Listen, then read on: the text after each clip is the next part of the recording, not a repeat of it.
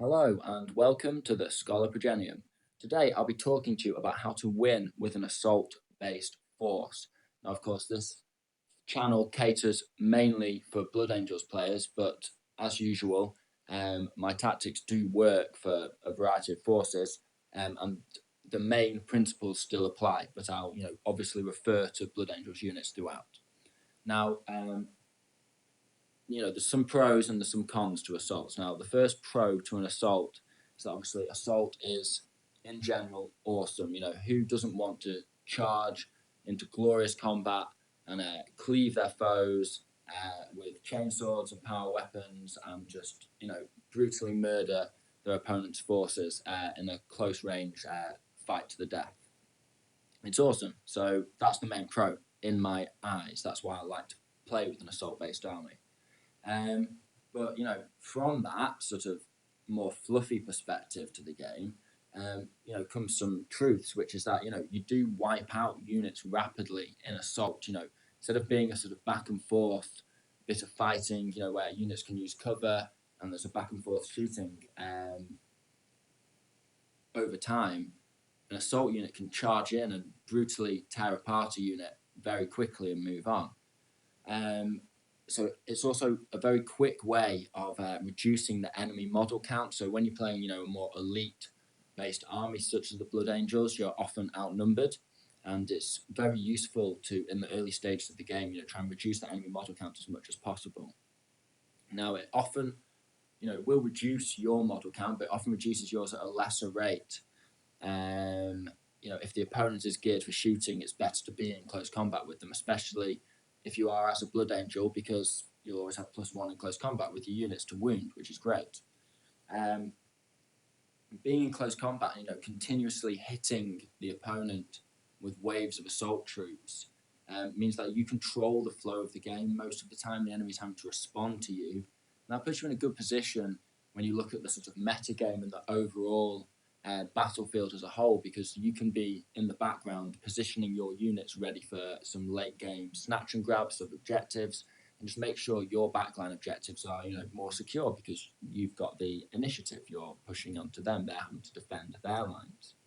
Now, of course, although the assault is glorious and can overwhelm an opponent and destroy them and guarantee a glorious victory, there are, of course, some serious disadvantages, which is if it's done wrong, first and foremost, it will just leave you exposed. And so many times, as assault army players, we've just bounced off opponents' forces and been shot to death, and our assault's totally failed and we've crumbled. And this video is tailored to try and avoid that from happening. This is supposed to set you up so you can avoid the common pitfalls that leads to that situation where your assault bounces, and you're sort of almost feel like you're feeding your units to your opponent in bite-sized chunks and just letting them shoot them up one chunk at a time, and you're just falling apart. And that's sort of what happens when an assault army fails. But how can we prevent this? As usual, I will split this video down into smaller categories and then go into each of those categories in a bit more detail. So first of all, I will discuss what units you need in this assault army and the sort of variety of units that you need to be taking.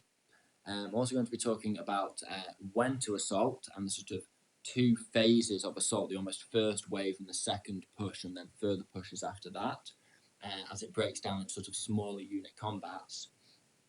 And I'll also be talking about where to assault with your variety of units in order to ensure that, in combination, you will not bounce off the opponent's army and get shot up.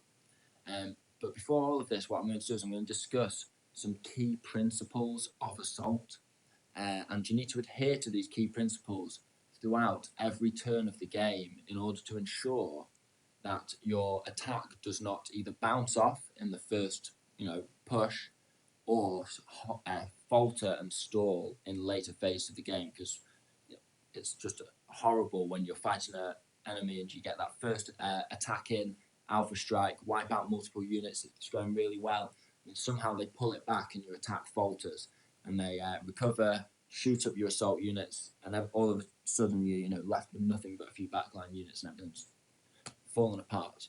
So let's talk about now how to prevent that from happening. So what are these two key principles of assault, and what are the two phases, and what do they involve?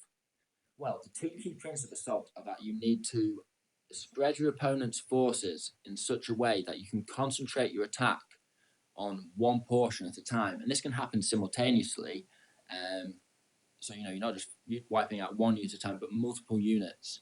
You're concentrating multiple units onto one unit in order to wipe it out, and then you turn on remaining units. Now, this principle is called a concentration of forces and then to defeat in detail. Now, what you're going to be doing is you're going to be fighting over two phases, and in the first phase, you're going to attack at 2 points, and this is going to be sort of around turn 2. So you'll have your main force, you'll have your assault units having pushed up, and you'll be pushing. Some units may have deep struck in within your lines. You don't want to necessarily be deep striking on a flank with all of the units that can deep strike in. A lot of the time it's useful to have them in your lines. You have to set up your assaults, and some of your assaults may be guaranteed, some of them may be a bit more sketchy, but by turn 2 you want to be able to get some guys into combat with their front lines. If they've deployed really far back, then okay, maybe it's going to be turn 3. But that kind of army, if they're really far back, they're probably not tailored in any way for assault, and once you get in there, you'll butcher them. So losing a turn doesn't really matter. Don't worry about it. So you've put yourself in a position in their face, and I'll talk about where to place units more specifically later. But in your first wave, your main objective is to basically kill, kill, kill. It doesn't matter really hugely what you defeat, so long as you kill units and are ready to move on and reconcentrate your forces elsewhere. So tough units can get, you can allow them to get tied down for a turn because you'll allow other units to reposition and concentrate your forces. And in an assault, you are constantly repositioning and reconcentrating your forces to defeat certain details of your opponent's army, and that's why it's known as a defeat in detail. In the second wave, what you're going to do is you're going to bring in reinforcements for your losses, because of course you will take significant losses. They'll take the turn after you, and they will perhaps have some close combat units that can come in and counter assault you and start taking out some of your key units. So you're going to need reinforcements to come up and carry on filling in the gaps, so that your push is a solid push where you can carry on picking off units, and none of your units are ideally really isolated for too long on their own fighting against another unit. You're also going to, in the second push, pick off isolated units, because in the first push you will have targeted certain units and overwhelmed them and destroyed them, and left other units potentially relatively unscathed. They'll have taken a bit of incoming fire, maybe they are in a one-on-one fight with one of your units and they're isolated and your unit's isolated, and what you're going to do is you're going to then make sure that their isolated unit is picked off and killed off and out of the way. So again, you've defeated them in detail. You're also going to clear up remnants, so certain units of theirs will have pulled back, potentially into cover, potentially onto objectives, potentially into transport, who knows. But all around you there will be scattered little bits of units, and you're going to observe those units and see how easily you can overwhelm those forces. Perhaps because it's just a remnant force, you can one-on-one it and easily overwhelm it and destroy it with one of your full or more healthy units, perhaps one that you've just brought up from reinforcements. So the key principle of assault throughout the game is to ensure that your assaulting units are always in a position to either overwhelm the enemy immediately or are tough enough to hold an enemy in place and almost embrace a tar pit. The enemy may think, haha, I'm tar pitting these Terminators, but that you have a death company unit that's deep struck on a flank that's going to wipe out, an infantry unit and a vehicle, and then immediately move 12 inches and assault 6 inches into the unit that's targeting the Terminators and just wipe them out. So, you are ensuring that throughout the game, you are concentrating your forces where they can be most effective to defeat the enemy's units in detail. So what kind of units do you want to be using in your assault-based army? Well, I split these units into effectively 3 categories when I'm using the key principles of assault, and they are tough units that are they may be really good damage output as well, but they are predominantly tough and resilient and able to withstand a few rounds of close combat against either overwhelming odds or potentially other assault-based units that are used in a counter-assault against your push. You'll also have choppy units, and these guys are preferably fast and maneuverable, ideally with jump packs. In the Blood Angel's eyes, you're going to have your Death Company or potentially your Sanguinary Guard, depending on your preferences, unit selections, that kind of thing. But these choppy units are able to get in there and deal out a high number of attacks. Now, they may, over the course of the game, die out and sort of by the mid to late game be on their last legs. But regardless of that, they need to be able to hit units, wipe them out, and then reposition. And these guys are sort of jumping around, allowing you to continue to concentrate your assaults. You've always got like a nice, decent choppy unit there to hit the enemy forces and help you concentrate your power onto their isolated units and their divided lines and defeat them in detail. Now, you'll also have sort of cheaper, low point units, and you want to have plenty of these in an assault-based army. It's not all about pouring all of your points into like ultimate assault-based units, because in order for your assault to work, you can't rely entirely on these big dice rolls where you're getting you've only got 2 or 3 units assaulting. If you're playing an assault-based army and you've only got a couple of units in combat or charging into combat at any one time, then you probably need to reduce the amount of high damage output, ridiculously high pointed murder units, and go for some more cheaper low units to fill in the gaps, because these guys really are equally pivotal as the tough units and the choppy units. And these guys allow you to add that little sort of boost to your assault. So overall, you've got units tying up units, you've got units moving around the battlefield, and then in between those guys working with either or working in combination with each other, you've got these cheaper units that are just able to run against other units. And just because you're a Blood Angel, or just because they're kitted out with chainswords, or just they're cheap assault units, they're going to take less incoming fire, and they're going to really fill in the gaps and allow you to concentrate your forces continuously and reposition continuously and continuously isolate enemy units, fracture the enemy's line as you go with these continuous pushes. And the more you fracture the line, the more you isolate units, and the more you are able to pick off units and concentrate your forces to wipe them out in a continuous, relentless assault against their lines. Now, when is it a good idea to assault? Well, of course, you've got your main attack, and that's what the majority of this video is about. And I will discuss in more detail where to attack when you're doing your main attack. But what about smaller unit actions? What about within the game? Not sort of the larger meta, but when are you going to assault certain units, and what is assaulting good for, so to speak? Also, this applies to if you've got an army where, it's not a main assault army, but you in fact have units capable of assault, or a couple of assault units that you like to use just to keep things interesting. And when is it good to use these guys so they don't just get wasted and get destroyed because you don't have a mass assault? So how can you use these smaller unit actions more effectively? Well, the best thing to do with smaller unit actions, when you're not talking about just trying to attack the enemy and wipe them out, is effectively you're looking at assaulting into cover and onto objectives, because you will have a shooting component to your force, and all of your guys will also have shooting weapons on them, probably, from the lowest assault marine, the bolt pistol, or even, some cheaper units in the middle of the fray, like tactical marines, they'll have bolters, and they'll also be assaulting in there with the rest, just filling in the gaps, concentrating your forces, as I've said, adhering to those key principles of attack that I keep going on about.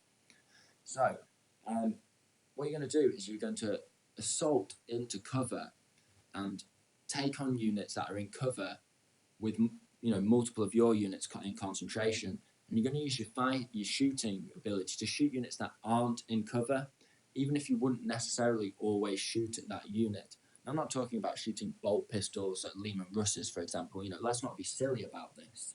But what I am saying is that because they won't get a cover save in close combat, and because you are picking between units to shoot in the shooting phase and units to assault in the assault phase, sometimes you want to be doing this separately. It's not always about supporting assault units in the shooting phase by shooting the unit that they are going to assault, because your shooting units can be more effective by destroying other enemy units that might counter-assault in the next turn, or just be stood there or move into rapid fire range and start rapid firing your assault unit once it gets into cover and wipes out the unit it's taken on. So your shooting really needs to be from whether it's from the units that are involved in close combat and just running around in the fray of the battlefield, whether it's your supporting units. They always need to be sort of targeting the counter-attack, whether that's a counter-assault or counter-shooting, or enemy units that could reposition to take out potentially exposed assault units of yours, because your units won't always be able to fight in combination. You try to adhere to that with the majority of your forces. But I'm not saying don't. If you don't see a good opportunity to take on an enemy character and it might expose one of your units to some incoming fire, maybe they won't be able to consolidate into cover, or maybe they'll just be left exposed just, a few inches away, quite a few inches away from the rest of your assault, but, you're going to jump at them over there and take that unit of opportunity, that target of opportunity. Well, if you do that, make sure you're using your firepower from, your back units, because you won't have, necessarily 2,000 points assaulting forward. You might have, a big chunk of your army, destined to assault the enemy lines in, glorious close combat. But you will always have that supporting fire, and any firepower that's going should be used to counteract the enemy's future defense or attempts at repelling what ground you have taken. What you've done is you've assaulted into cover onto objectives, and you've quickly cleaned up remnants of units by sort of concentrating your units, continuously redeploying them to target units and overwhelm them, or target units of opportunity, and then defend the units that are going out there with your firepower, and preventing counterattacks that are going to damage your most exposed units in each assault phase. Now, where are you going to assault? So in the first phase, it's sort of the first assault in turn 2 or turn 3 if they're deployed really far back. What you're going to do is you are going to attack, basically, as usual, the targets of opportunity. So don't get lured in by juicy targets, because, all of these units that the enemy have, their time will come. You will get them eventually. You basically want to be focusing on deploying, as I mentioned previously, your tough units in an area where ideally they can destroy and attack a unit and wipe it out. But if they're going into, they will be going in the main push, and you will have the majority of your forces going into the main push, sort of into the majority of the enemy lines, and you will have another minor push of the more killy units that aren't particularly tough, and you might just have one big unit of 15 Death Company, or this might be a couple of units and transports. It doesn't matter, but you'll have your quick, choppy, maneuverable units come in on a flank, or not necessarily on a flank, but elsewhere, separate to the main push, not too far away. They need to be able to redeploy in the next turn after they've dealt with what they're going to deal with. But those chopper units are going to target units that they can immediately wipe out in that first combat phase, whether as individuals or by working together. Your tougher units are going to work with your cheaper units, and you're going to have a sort of mass assault. So you'll have termies mixed in with assault marines, mixed in with all kinds of different units, sort of in a line, sort of just pushing into the enemy's main reserve of forces. And those units are going to get into close combat, and some of them might fail their charge, some of them will get in, but you will tie up some units, and you can target units that might be able to shoot you a lot in their turn so that they can't shoot back, or I'll leave that up to you because it depends on the individual battle and the individual enemy's deployment. Essentially what they're going to do is they're just going to be a big mass that pushes up together, everyone together, and just starts doing damage to the enemy and starts hopefully killing a unit here or there, and the rest are either forced to get involved or pull back. So you've herded them back away from yourself.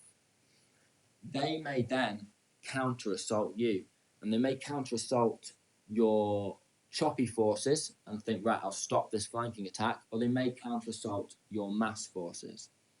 Now, that's when it just devolves into a brutal, bloody, close combat brawl to the death, and you just need to have your mass of forces just adhering to the key principles of assault. So whenever one unit's defeated or pulls out of combat, or an attack ends, you can pull them back and attack them into somewhere else. And bikes are great for this. I never use bikes really, apart from my Death Watch, but they can be useful for this because they can pull out and attack other units, of course. But in general, you've got these little units. You've got your second push of your reinforcements coming in, and they're coming in to plug the gaps in this main line. So you've got this massive forces. So you may have a couple of squads, of assault marines and 2 rhinos, who are just a bit further back, or just a couple of assault marine squads who didn't quite make it in the first combat, or maybe even a Terminator squad that deep struck down within your lines 9 inches away from the enemy and then didn't make the charge in.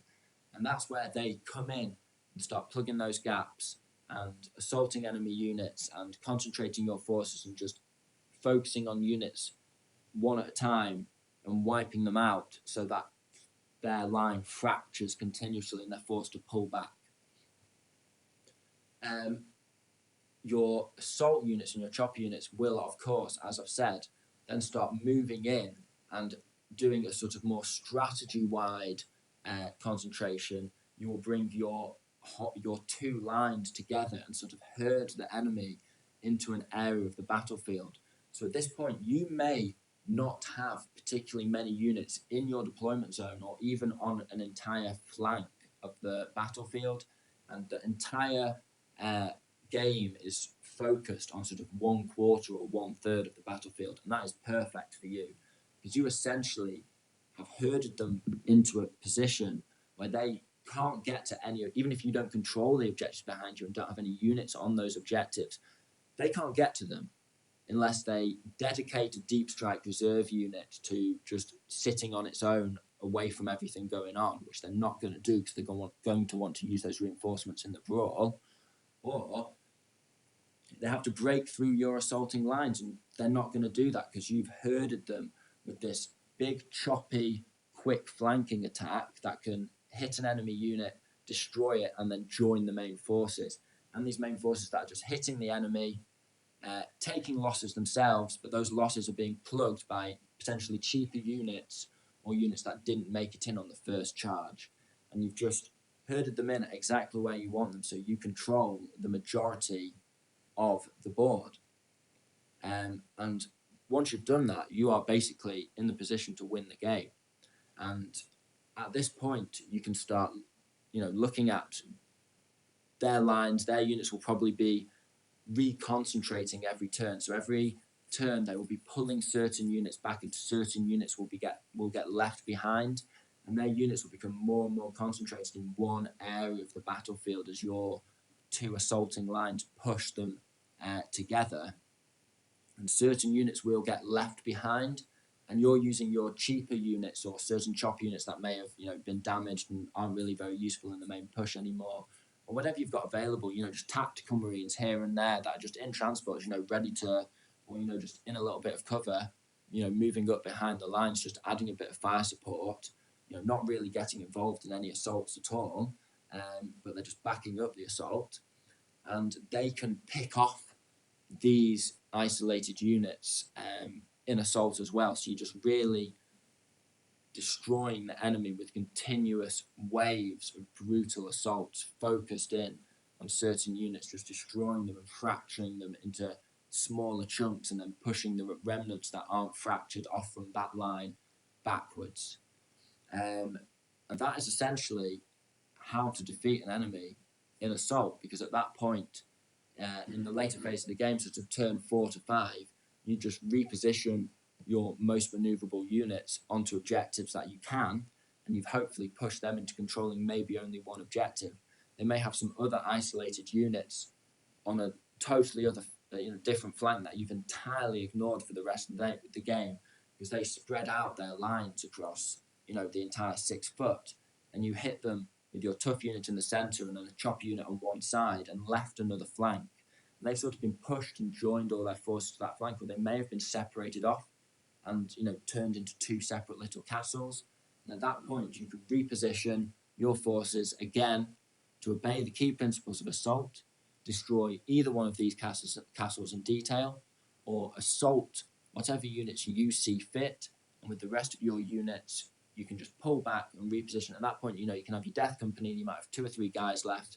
They could be useful in assault. They could pick off an enemy officer, or they could just jump 12 inches and advance onto an objective that the enemy's nowhere near. They'll never be able to come back from it. They'll never be able to push back because you've herded them away from the majority of the objectives on the board, and you just reposition, control the game, control the objectives, and win. So, thank you very much for your time. That is how to assault. This has been the Schola Progenium. Goodbye.